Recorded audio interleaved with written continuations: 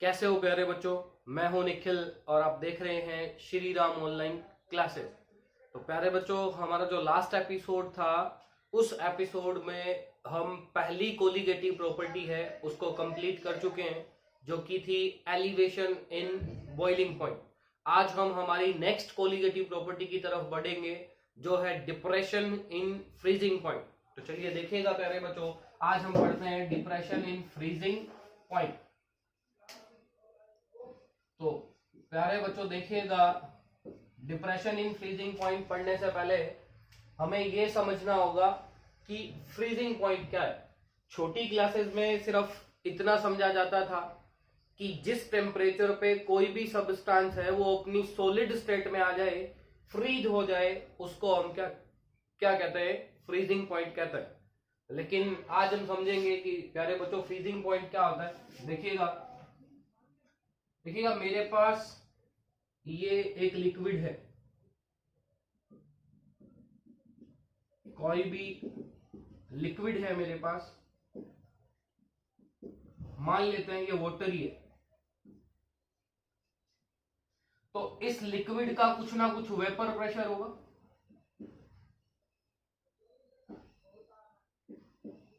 इस लिक्विड का कुछ ना कुछ वेपर प्रेशर होगा और इस वाटर की ये लिक्विड स्टेट है।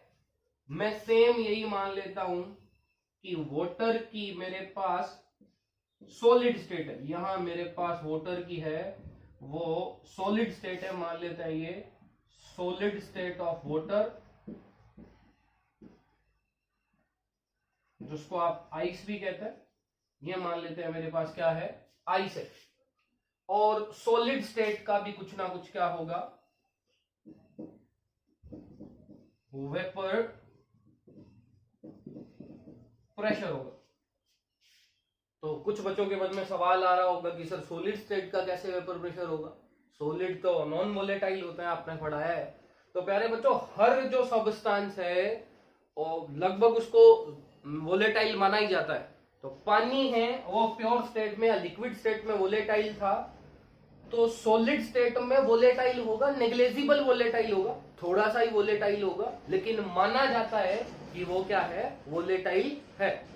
तो जो सॉलिड स्टेट है वाटर की वो मान लेते हैं हम क्या है, वोलेटाइल है। अब देखिएगा, मान लेते हैं ये लिक्विड स्टेट है, हमारे पास रूम टेम्परेचर पे पानी पड़ा है, मान लेते हैं 25 डिग्री सेंटीग्रेड पे पानी हमारे पास है, लिक्विड स्टेट में है।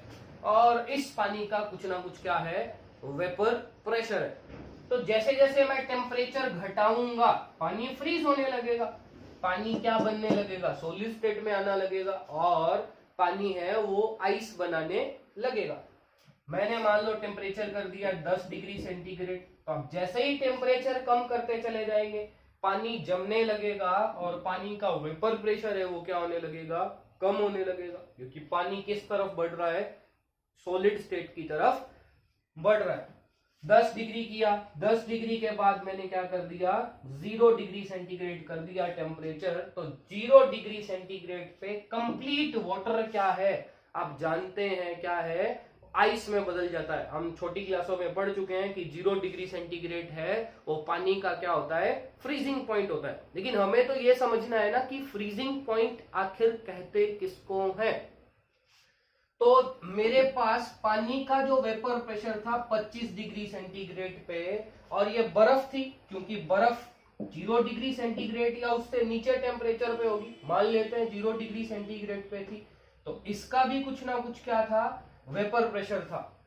तो मैं जब इस लिक्विड का टेम्परेचर कम करता गया, तो जिस टेम्परेचर पे ये वाला वेपर प्रेशर और ये वाला वेपर प्रेशर बराबर हो गए, कि जिस टेम्परेचर पे किसी लिक्विड का वेपर प्रेशर, उस लिक्विड किसी भी सब्सटेंस की लिक्विड स्टेट का वेपर प्रेशर उस सब्सटेंस की सॉलिड स्टेट के वेपर प्रेशर के क्या हो जाए, बराबर हो जाए, तो उस टेम्परेचर को क्या कहते हैं हम, उस सब्सटेंस का फ्रीजिंग पॉइंट कहते हैं। जैसे मैं यहां 25 से गया 10 पे, और 10 से गया 0 पे। तो 0 डिग्री सेंटीग्रेड पे मुझे ये देखने को मिला कि वाटर का जो लिक्विड स्टेट का वेपर प्रेशर था वो इतना कम हो गया कि वो किसके बराबर हो गया, वाटर की सॉलिड स्टेट के वेपर प्रेशर के। तो प्यारे बच्चों, अगर हम फ्रीजिंग पॉइंट की डेफिनेशन लिखना चाहें तो क्या लिखेंगे, देखिएगा, फ्रीजिंग पॉइंट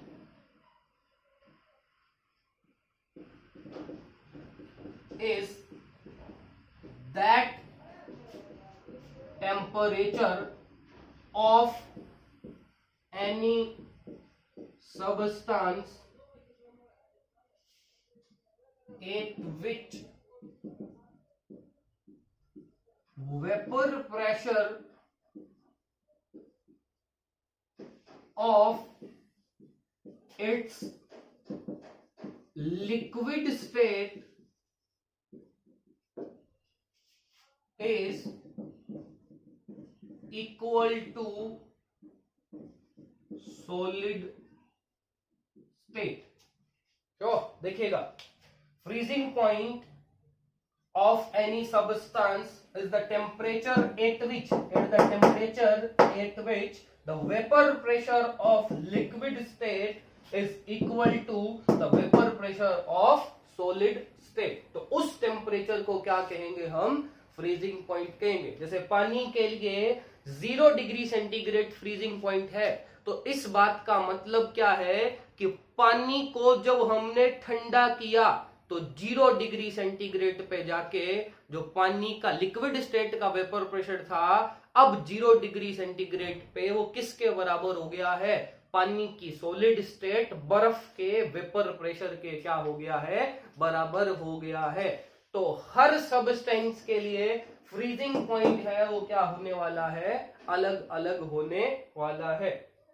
तो प्यारे बच्चों, ये आपको फ्रीजिंग पॉइंट का डेफिनेशन समझ में आ गया होगा कि फ्रीजिंग पॉइंट क्या होता है, वास्तव में फ्रीजिंग पॉइंट क्या होता है। तो ये फ्रीजिंग पॉइंट का डेफिनेशन आपको समझ में आ गया होगा। चलिए, अब फ्रीजिंग पॉइंट मैंने आपको समझा दिया है। अब बात करते हैं डिप्रेशन। तो डिप्रेशन का सीधा सा मतलब होता है कमी आ जाना। तो अब हम समझेंगे term depression in freezing point क्या होता है। तो चलिए देखते हैं, हम समझते हैं कि डिप्रेशन इन फ्रीजिंग पॉइंट क्या है। देखिएगा क्या है डिप्रेशन इन फ्रीजिंग पॉइंट।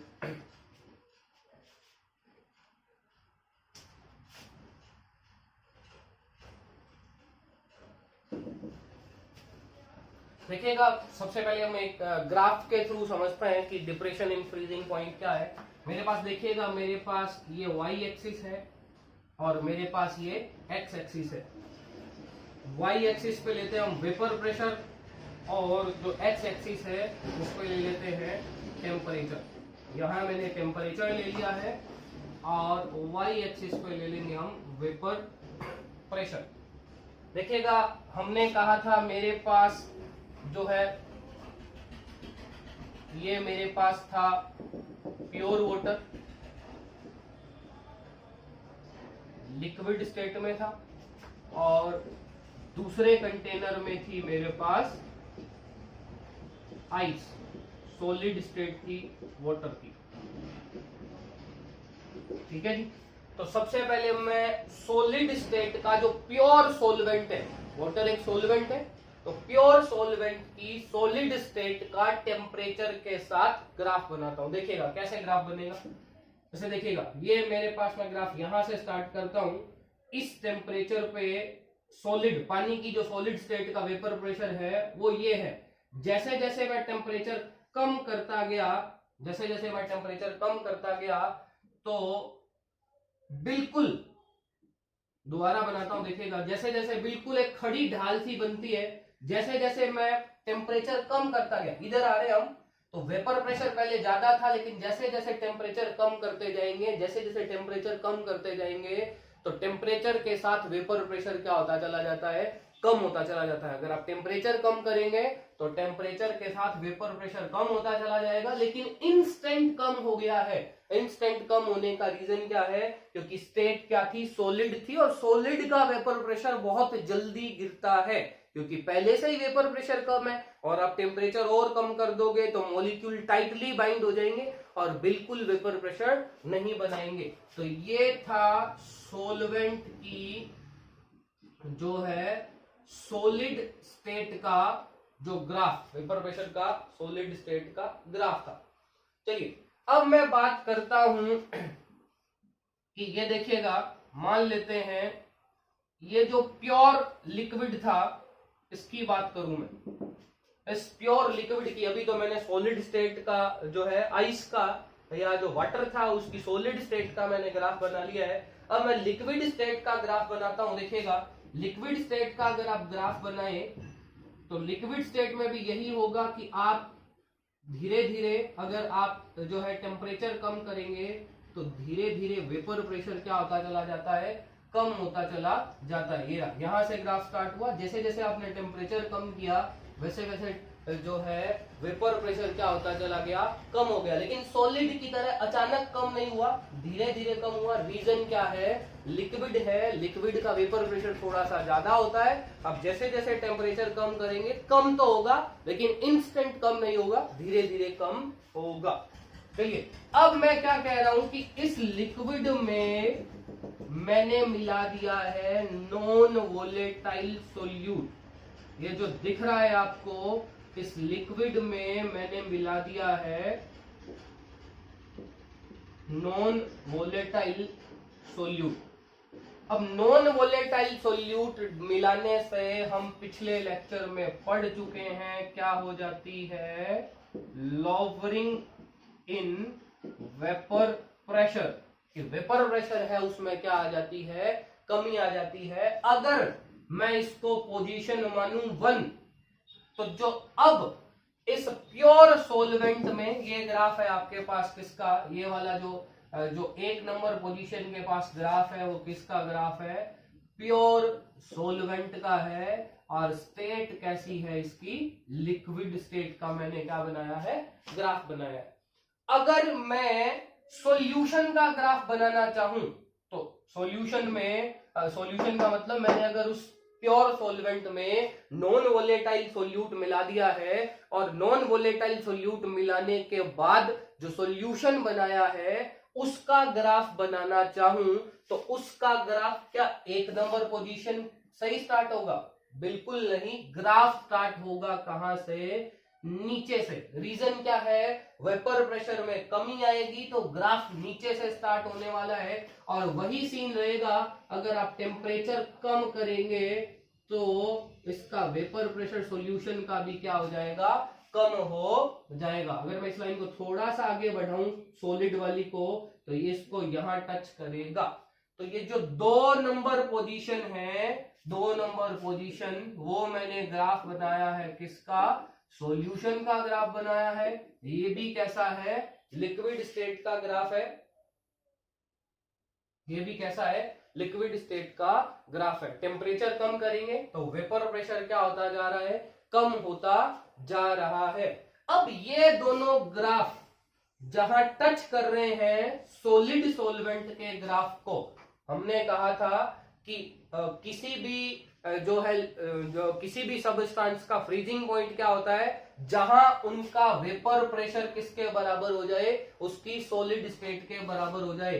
तो ये जो प्योर सॉल्वेंट वाला ग्राफ है यहां इस पॉइंट पे टच कर रहा है, तो ये वाला जो टेम्परेचर है वो प्योर सॉल्वेंट का फ्रीजिंग पॉइंट है। इसको हम कहेंगे TF0, प्योर सॉल्वेंट का फ्रीजिंग पॉइंट। जबकि जो 2 नंबर वाला ग्राफ है वो जहां सॉलिड के ग्राफ को टच कर रहा है वो ये वाला टेम्परेचर है। देखिएगा वो ये वाला टेम्परेचर है, और इस टेम्परेचर को, ये वाला जो टेम्परेचर है, इस टेम्परेचर को हम कहेंगे TF। तो T0F क्या मिला हमारे पास? सॉरी, TF0 क्या मिला हमारे पास? Freezing point of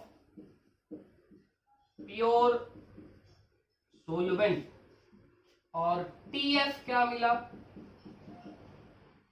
freezing point of solution.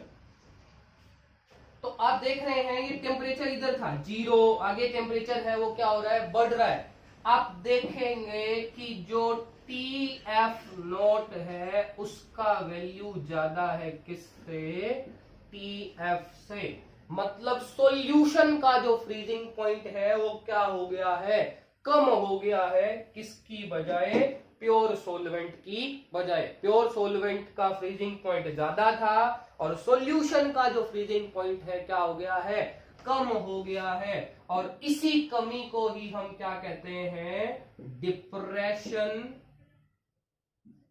In freezing point. जो ये कमी आई है इस कमी को ही क्या कहते हैं हम, डिप्रेशन इन फ्रीजिंग पॉइंट। ये रही ये कमी, यहां से हमें पता चल जाएगी, ये है वो है डेल्टा TF, डेल्टा TF। इसी डेल्टा TF को क्या कहते हैं, डिप्रेशन इन फ्रीजिंग पॉइंट। तो डेल्टा TF कैसे निकलेगा, ज्यादा में से कम घटाओगे, ज्यादा वैल्यू कौन है, TF नॉट, और कम वैल्यू कौन है, TF। ज्यादा में से आप कम घटा देंगे तो आपको पता चल जाएगा कि नॉन वोलेटाइल जो सोल्यूट है उसको मिलाने से कितनी कमी आ गई है। और इसी कमी को क्या कहते हैं हम, डिप्रेशन इन फ्रीजिंग पॉइंट कहते हैं। देखिएगा डिप्रेशन इन फ्रीजिंग पॉइंट होता क्यों है, पहले तो मैं 2 एग्जांपल से समझाता हूं, आप अपने घर पे भी इसे आसानी से समझ सकते हैं। देखिएगा हम जब घर पे जो आइसक्रीम जमाते हैं, अगर हमने दूध में चीनी डाली और उसमें ज्यादा कुछ नहीं मिलाया और घर पे जो आइसक्रीम जमाई तो वो हमारे फ्रिज में इतनी बढ़िया जमती है कि भाटा मार आइसक्रीम जमती है। आप आसानी से किसी के सिर पे मारेंगे तो उसका सिर भी क्या कर सकते हैं, खोल सकते हैं। लेकिन क्या मार्केट वाली जो आइसक्रीम है वो इतनी भाटा मार होती है, नहीं होती, क्योंकि उसमें है वो कस्टर्ड मिला देते हैं, काजू किशमिश, मतलब बहुत से नॉन वोलेटाइल सोल्यूट है वो मिला देते हैं। तो जो मिल्क होता है उस मिल्क के फ्रीजिंग पॉइंट में क्या आ जाती है, कमी आ जाती है। अगर हमारे फ्रिज में दूध 0 डिग्री सेंटीग्रेड पे भाटा मार जम रहा है तो बाजार वाली आइसक्रीम 0 डिग्री सेंटीग्रेड पे भाटा मार नहीं जमेगी, वो 0 डिग्री सेंटीग्रेड पे सॉफ्ट होगी ताकि खाने में भी क्या लगेगी, अच्छी लगेगी। अगर उस आइसक्रीम को भाटा मार जमाना है तो आपको फ्रीजिंग पॉइंट को बहुत कम करना होगा, लगभग -10 -20 तक लेके जाना होगा। तो इससे आप समझ सकते हैं कि फ्रीजिंग पॉइंट में जो है डिप्रेशन क्या होता है।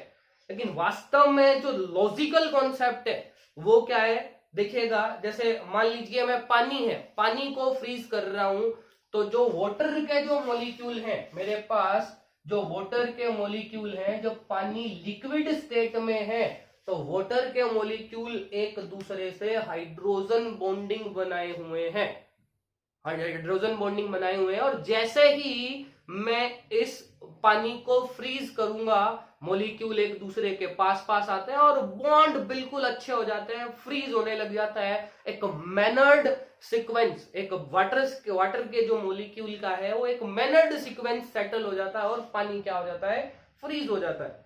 अब देखिए पानी में आपने मान लीजिए नॉन वोलेटाइल है वो मिट्टी मिला दी, मान लेते हैं मिट्टी मिला दी, चीनी मिला दी, नमक मिला दिया, कुछ भी मिला दिया, मान लेते हैं मिट्टी मिला दी हमने।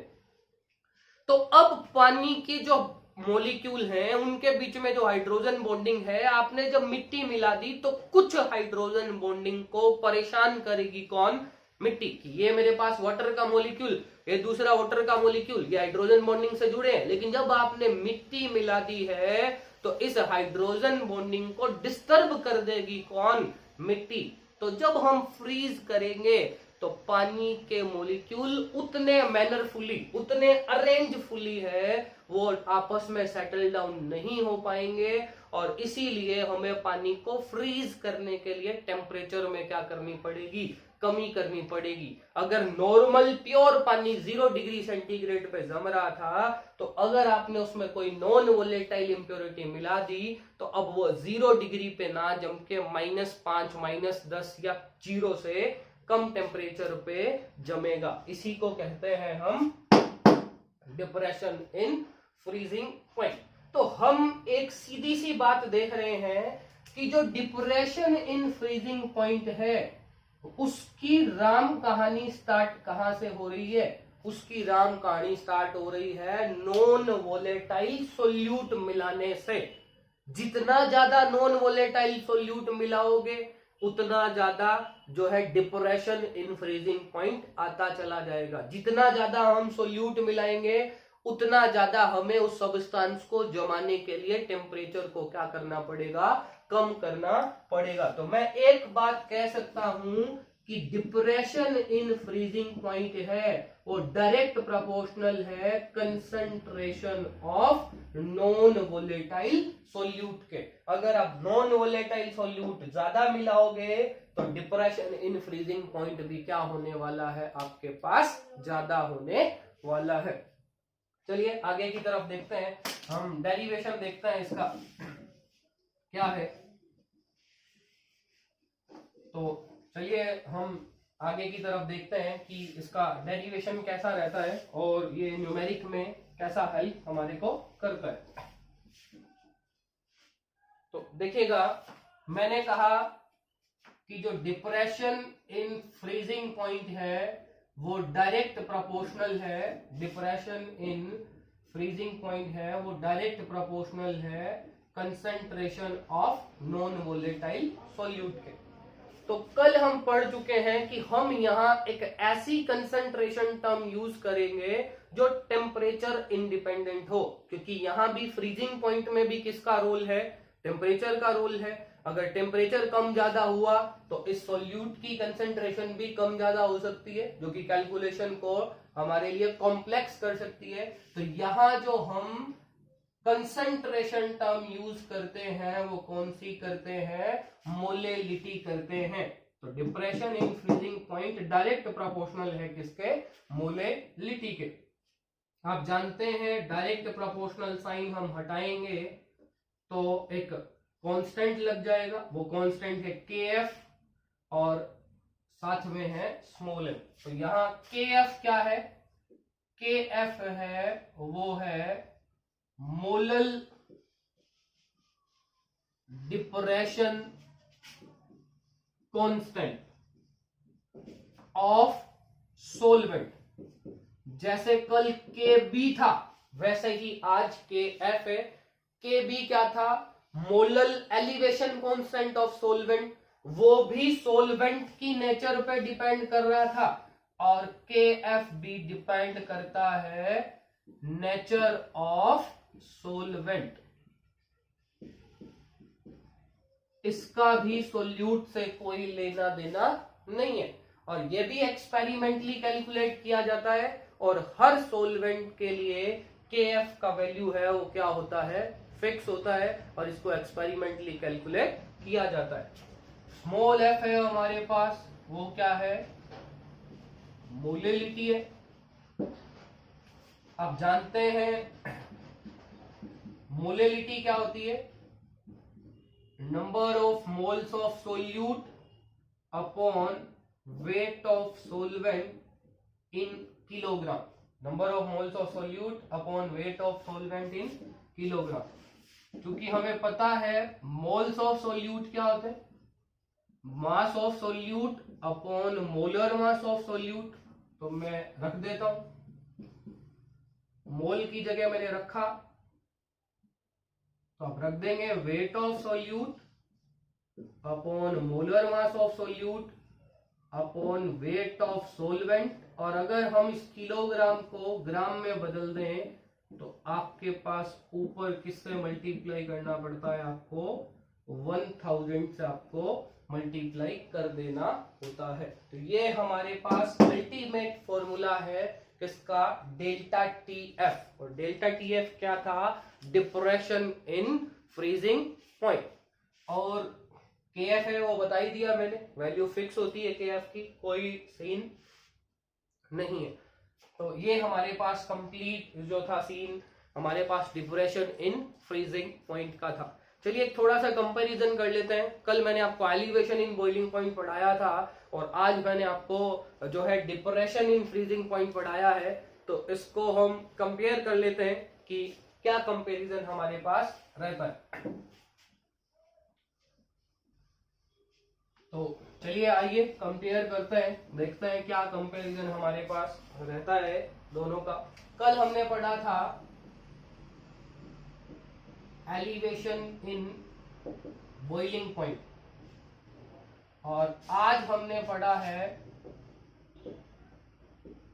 Depression in freezing point. देखिए कल हमने एलिवेशन इन बॉइलिंग पॉइंट को एक्सप्रेस किया था डेल्टा टीबी से, जबकि डिप्रेशन इन फ्रीजिंग पॉइंट को एक्सप्रेस किया है डेल्टा टीएफ से। डेल्टा टीबी था टीबी माइनस टीबी नॉट, जबकि आज उल्टा हो गया है, थोड़ा सा चेंज आया है, टीएफ नॉट माइनस टीएफ। देखिएगा कल एलिवेशन था मतलब सॉल्यूशन का जो बॉइलिंग पॉइंट था वो बढ़ा था, आज डिप्रेशन है, डिप्रेशन मतलब सॉल्यूशन का जो फ्रीजिंग पॉइंट है वो क्या हो गया है, कम हो गया। एक चेंज, पहला चेंज तो हमारे पास ये आया था।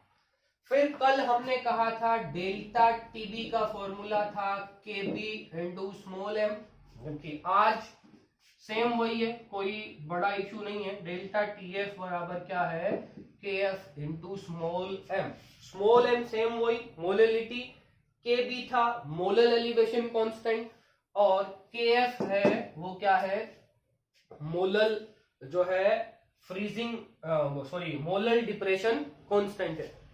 अगर मुझे यहां से के बी की यूनिट निकालनी हो तो क्या होगा, डेल्टा टीबी अपॉन मोलरिटी, और यहां से अगर आप के एफ की यूनिट निकालना चाहते हैं तो डेल्टा टीएफ इंटू मोलरिटी। तो चेंज इन जो, चलिए थोड़ा सा देखते हैं, मोलरिटी को और सोल्व कर लेते हैं। मोलरिटी को सोल्व करोगे तो मोलरिटी क्या थी, ऊपर थे मोल और अपोन में था मास ऑफ सोलवेंट, किसमें था, किलोग्राम में था। और यहां भी क्या होगा, सेम यही काम होने वाला है। मोलरिटी को सोल्व करेंगे, ऊपर है मोल और नीचे मास ऑफ सोलवेंट है, तो सोलवेंट का मास किसमें होने वाला है, किलोग्राम में। तो आप देखेंगे चेंज इन टेम्परेचर किसमें आने वाला है, केल्विन में। ये वाला किलोग्राम कहां चला जाएगा, केल्विन किलोग्राम पर मोल। ये किसका यूनिट हो जाने वाला है, केबी का यूनिट हो जाने वाला है। और सेम यही यूनिट है वो किसका हो जाने वाला है, केएफ का, केल्विन किलोग्राम पर मोल। तो ये हमारे पास केबी और केएफ के यूनिट हैं। चलिएगा पानी के लिए जो है प्योर जो वाटर है, प्योर जो वाटर है उसके लिए जो केबी और केएफ है उसके वैल्यू है वो फिक्स होते हैं।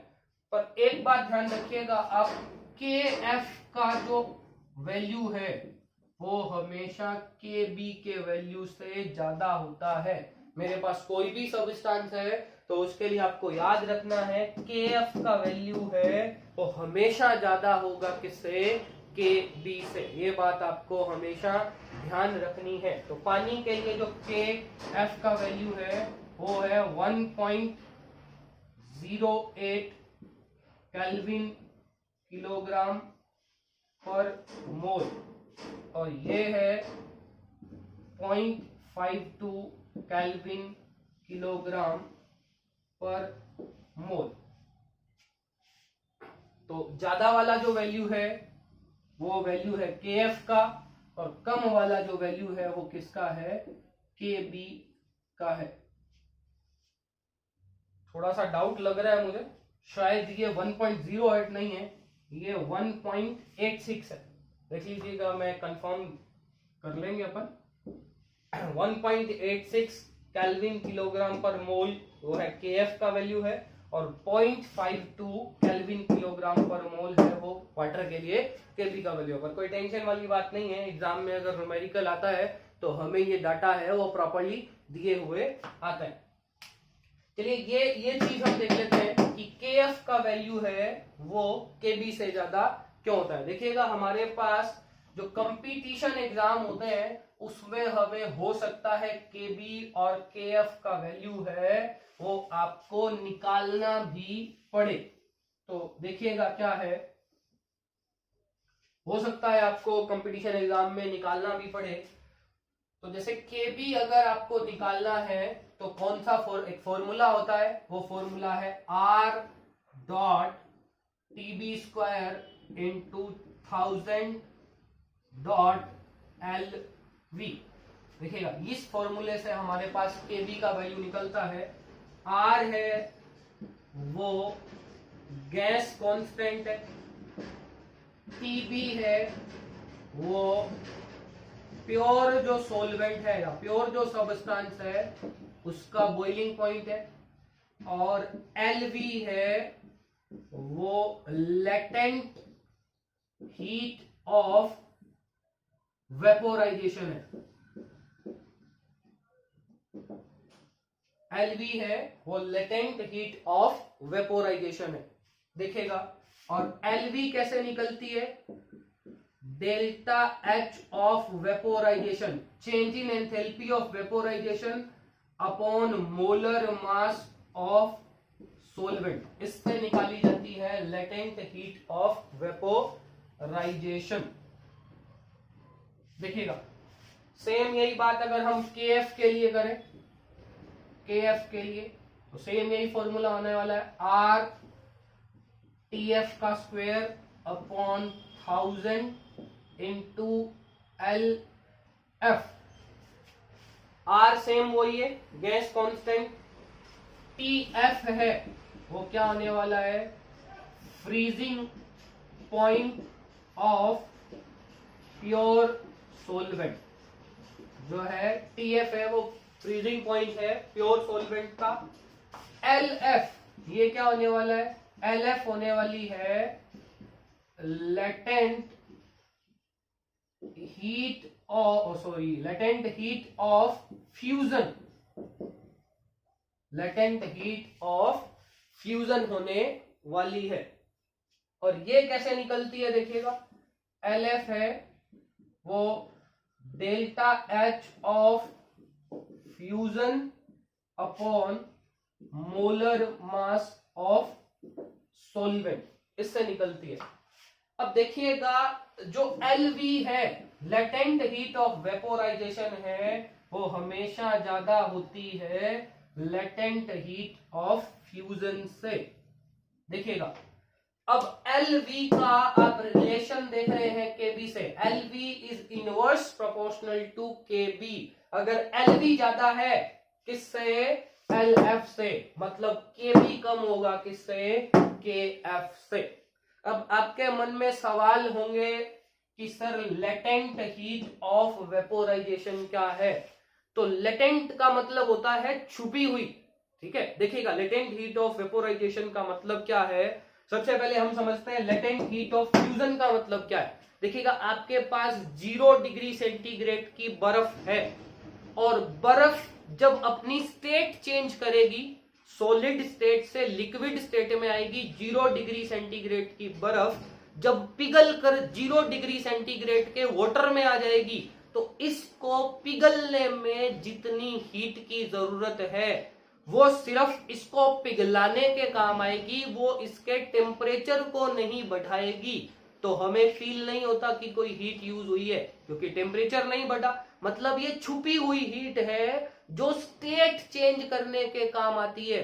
तो यहाँ फ्यूजन का मतलब है पिघल जाना, सॉलिड स्टेट से कहां चले जाना, वाटर स्टेट में चले जाना, सॉलिड स्टेट से लिक्विड स्टेट में चले जाना, ठीक है जी। तो ये तो था लेटेंट हीट ऑफ फ्यूजन।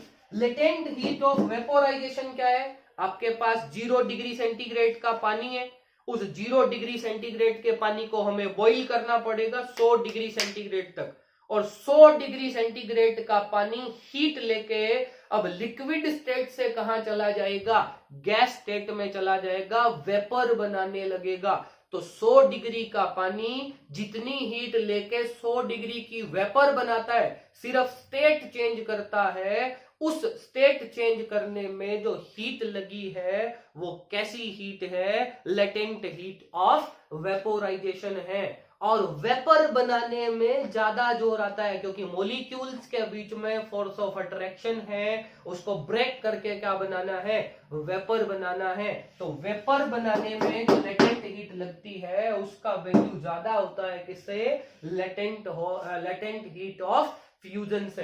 तो LV का वैल्यू LF से ज्यादा होगा, मतलब KB हमेशा कम होगा, और KF का वैल्यू है वो हमेशा क्या होने वाला है, ज्यादा होने वाला है। तो प्यारे बच्चों, हम 3 कोलिगेटिव प्रॉपर्टी पढ़ चुके हैं। पहली थी relative lowering in vapour pressure, जो कि आज से 3, 4, 5 वीडियो पहले आपके पास आ चुका है।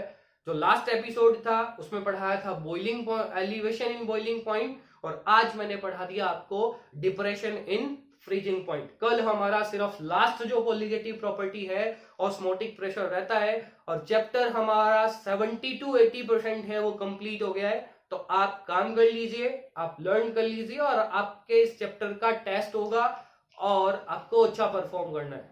तो अपने घर रहिए, सुरक्षित रहिए। Thanks a lot for watching this video.